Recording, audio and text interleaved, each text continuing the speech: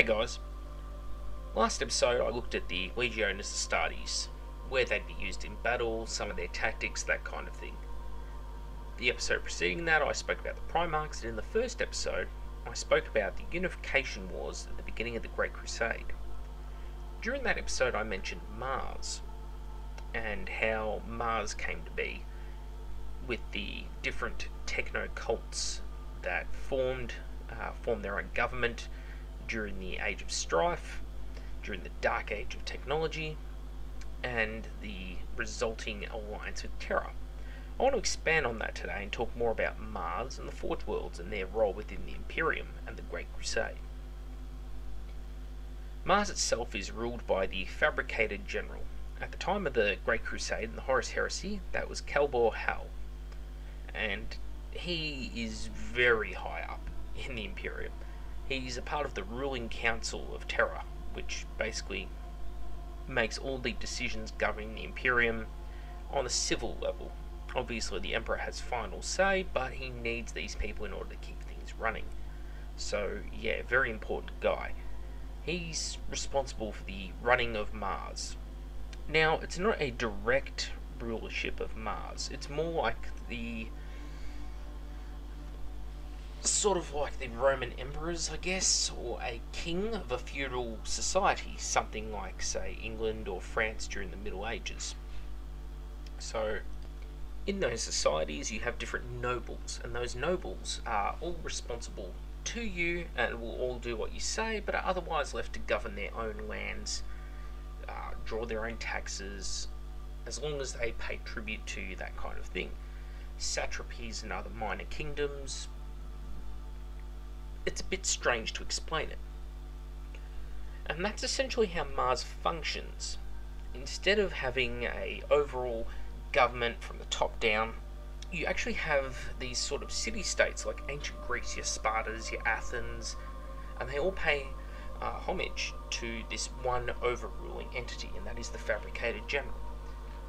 Now, on Mars, there is a very interesting place called the Noctis Labyrinthus. And the Noctis is essentially as the name implies, a labyrinth, a series of tunnels and mazes underneath the crust of Mars. And in this place is hid all sorts of things. What exactly isn't known. It's rumoured that possibly the Void Dragon, who's a C'tan shard, an entity capable of manipulating technology at various levels, possibly the real being behind the Cult of the Machine, is imprisoned under there. Other things might be trapped under there, like sentient machines, standard template constructs, all sorts of technology that has been lost to man. It's hard to say. And it's basically blocked off or locked off, and certain parts of it are unable to be accessed, certain parts are allowed to be accessed. Different technology that is hidden within can be reclaimed at times, and in fact techno-archaeologists like Arkan Land have ventured into places like the Labyrinth before, ventured into broken, fallen cities all around the galaxy, into strange places, and come out with interesting STCs like the Land Raider or the Rhino, or not the Rhino, Land Raider, Land Speeder, those kind of STCs. Because in this time period, the Mechanicum, they're at their peak of power. And the Emperor is deciding to put a limit on their power after visiting Mars. And he says basically you can't research AI, and you can't go deep into this labyrinth, and you can't do a whole bunch of things that the Martian priesthood really want to do. Because unlike in 40k, technology is still slightly understood. It's not completely misunderstood like in 40k. And this is a key defining difference of 30k is, at this time, we still knew how to build stasis technology. We were inventing new kinds of Terminator armor. It wasn't a lost art to make this stuff. Land Raider variants. Once we discovered the Land Raider STC, we produced all kinds of variants of it. Variants of the Spartan. The Typhon siege tank was invented by Perturabo. He just thought, hey, let's put a big gun on the Typhon tank. Whereas in 40k, you can't do that. The ability to create Land Raiders was basically lost to the Imperium because the traitors took the STCs for it into the warp with them when they fled the Siege of Terra. True story. So, what we have at this point of time is now a society that wants to explore technology, has a sort of rough understanding of the application of it, the creation of it. They need the STCs though in order to make sure it works and works safely. Because the thing is, this technology is incredibly advanced. It's not like today's technology where you could pull apart a car engine, figure out how to put it back together again, figure out how it's made, take measurements and just reproduce it exactly. The technology is so much more infinitely complex. It's like being a scientist in the 1950s working on the first computers and then being given an iPhone and told replicate this. You don't know where to start.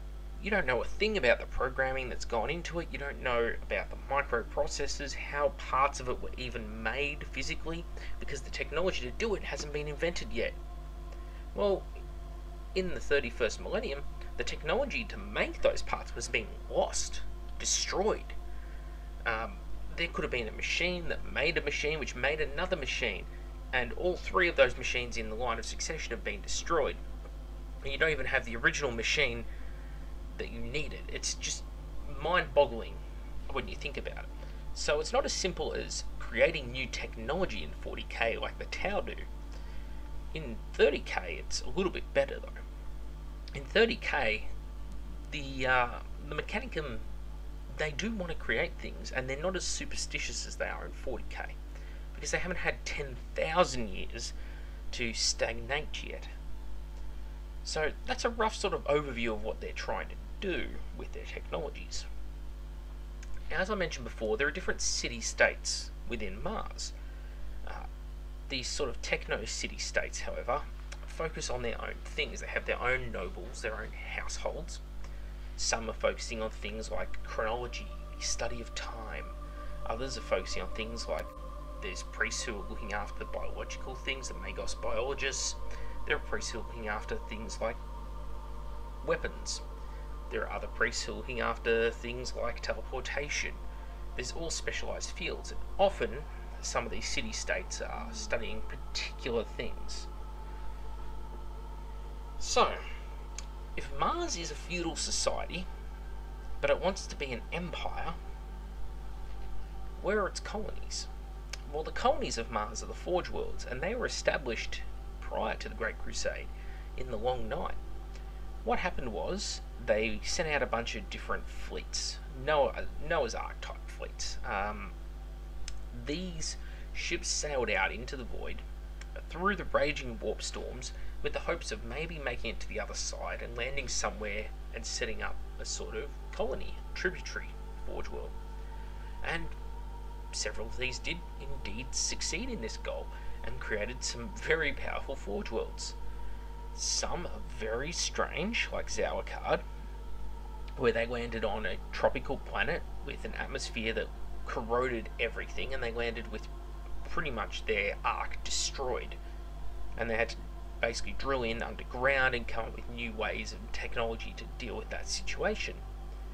Other Forge Worlds were grown in different ways. They landed on lifeless moons, or they landed on the perfect planet to create a Forge World on, geologically rich deposits of precious minerals and gemstones and all sorts of copper and iron veins floating near the surface, and it really depends. But the interesting thing is, these worlds rarely sort of just bent the knee to Mars, because they had a few hundred years of isolation. When unification with the Imperium did finally arrive, rather than seeing unity as a way of linking back up with Mars and having someone to boss them around, they simply wanted unification with the Imperium as protection, for trade, for bringing in the resources they needed to sustain their growth. And Mars wasn't offering them this. Mars didn't really have anything to offer them that the Imperium as a whole didn't. But the Imperium as a whole didn't want to just administer these Forge Worlds, because that would piss off Mars, who's, again, the most vital ally of the young Imperium of Man. So instead of getting directly involved in these conflicts, the Imperium would just say, you sort it out amongst yourselves. Just make sure we get plenty of bolter ammunition and lots of tanks, and we'll leave you the fuck alone. And so that's what happened with the Forge Worlds. Now, on these Forge Worlds were not only sort of legions of Skitarii and Castellax and Thalax and whatever other battle automata they had. They had the most important of the Imperium's war machines, Ordinatus and Titan legions. Now, there's Ordinatus Minoris and Majoris. The Auto Reductor are the guys who use the Ordinatus. And what are the Reductor? They are the destruction, the siege arm of the Martians. And essentially, if the Mechanicum has a bone to pick with someone, they'll bring in an Ordinatus, and they'll just crack that egg right open. And that's the Minoris. There's actually a model for it at Forge World. It's like a big satellite dish on the back of a 2-chassis tank with a trailer. It's a weird looking thing, but it's cool. Then you got the Majoris. The Majoris are said to be continent crackers, and these are not machines you just build. Many of these are left over from the time before technology was lost. They are from the age of technology, from the 25th millennium, and they've survived through the long night, through the fall of man, been rediscovered, found under an old tarp in the back of someone's shed. You know, normal things. And when these machines are rediscovered, well, they're used alongside the legions for particularly nasty sort of situations. You come across a hive world, and it's a hive that's covered in 100 meters thick of adamantium for some reason, heavily void shielded. You bring one of these things along, and then you just crack the hive in half, and then the legions flood in. And there's sort of a hand-in-hand relationship there, where if ultimate force is needed, but not to the level of an exterminatus, and you don't want to waste your marines' lives by just throwing them at the enemy, that's where you bring in the Auto Reductor, and they'll crack a nice, neat hole in the enemy defences. So, there's the Tagmata, of course, that I mentioned, and the Legio Cybernetica. Now, the Tagmata is your sort of balanced overview of the Mechanicum's armed forces, and the Cybernetica are, funny enough, they're all about the battle robots. And the Cybernetica sort of go on a funny tangent as the Crusade goes on, we'll say, because it starts out as very basic designs, simple goals, Castellax, that kind of thing. But by the end of it, they're using technology in the Thousand Suns case, where they're psychically controlled, and they're starting to experiment with using AI and such. In fact, experiments of that kind happened early in the Great Crusade, and the Space Wolves are used to pacify one such example where it got out of control, as it always seems to do with AI in these sci-fi universes.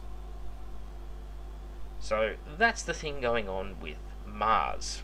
They supply weapons, they supply the technology of the Imperium, but they're also a feudal society. And part of the problem with this is that when things do go to shit, well, let's just say that not all the parts of the feudal society actually agree or take sides with the boss, the Fabricator General. It's like anything. You might be a king who's loved in England or hated in England, and yet Scotland might think the opposite of you. Now you're the king of both realms. What happens if half line up against you? It's happened in our own history. That's why I use England as an example. So, yeah, more on that another time. What's also important to point out is that Mars is where the shipyards of the Imperium are. Mars and Jupiter. Jupiter is actually the second biggest shipyard in the Milky Way, the biggest being on Mars itself, in orbit around the planet. And Mars basically fed the early Great Crusade. By the late Great Crusade, there was something like 4,500 different fleets of Imperial expeditionary fleets going around the galaxy. Now, this makes a lot of sense, because they had to conquer something like 60,000 planets per year in the Great Crusade in order to hit like the million planet mark or something by the end of the Great Crusade. So yeah, 4,500 expeditionary fleets is really not that much when you've got to conquer that many planets a year. You're talking thousands of planets per fleet. Anyway, Mars was responsible for producing all of that. They're also responsible for producing the armor for the Space Marines, all the bolter rounds, the weapons themselves, everything in the early Great Crusade. And that's part of what makes finding these Forge Worlds so important, is that by finding these Forge Worlds through the Great Crusade, it takes some of the pressure off Mars, especially because everything's expanding. The fleets are getting bigger, the legions are getting bigger, the Imperial army is getting bigger, the trade network of the Imperium, the black ships of the Sisters of Silence. All of these things they're needing more of them. They've got to cover more area. They've got to build up this logistics supply train to feed the Milky Way.